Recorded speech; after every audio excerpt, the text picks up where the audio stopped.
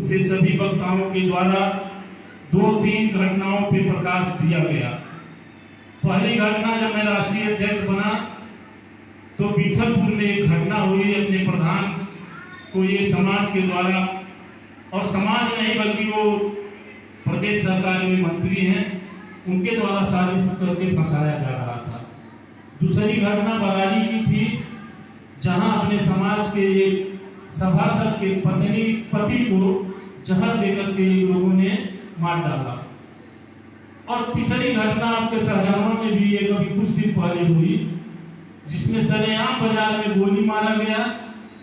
लेकिन मैं तीनों घटनाओं पे आप लोगों को बताना चाहता हूं, अपने समाज के जितने जनप्रतिनिधि हैं, चाहे विधायक हो, एमएलसी हो, या जो भी वरिष्ठ नेता हैं, किसी भी दल के कोई भी नेता तीनों घटनाओं में किसी के दरवाजे पे नहीं गए। अगर शाहजहां की घटना में मैं नहीं आया होता, मेरे द्वारा अगर यहाँ एफआईआर करवाने की कोशिश नहीं की गई होती, तो इस घटना को दबाव बना करके यहाँ के जनप्रतिनिधि सुलह करवाना चाह रहे थे कि ये घटना में एफआईआर न हो और सुलह हो जाए।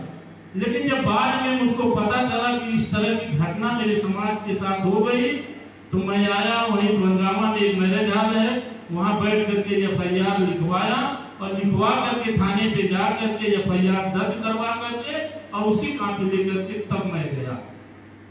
इस तरह की बात अपने समाज में क्यों आ रही है, इसका मुख्य उद्देश्य यही है कि अपने समाज का जनप्रतिनिधि इसलिए आपके साथ कोई घटना होता है तो नहीं जाता है।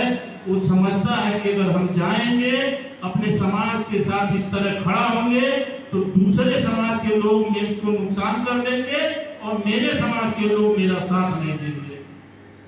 ये समस्या बहुत बड़ी है। इसीलिए अपना जनप्रतिनिधि कहीं भी रिस्क लेने की क्षमता नहीं रखता है कि कहीं आपके साथ कोई घटना हो जाए तो कोई विधायक, कोई भी जनप्रतिनिधि जाके खड़ा हो जाए।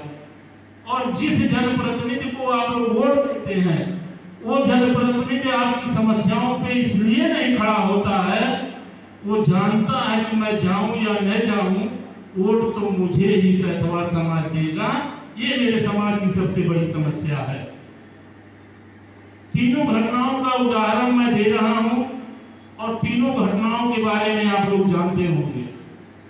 और मैं आप लोगों को बताने आया हूं कि मेरे समाज के लोग राजनीति से कम मतलब रखते हैं।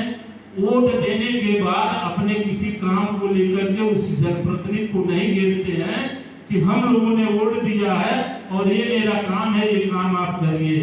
अब डॉक्टर साहब हमारे शाहजहां विधानसभा में एक प्रतिनिधि हो गए हैं।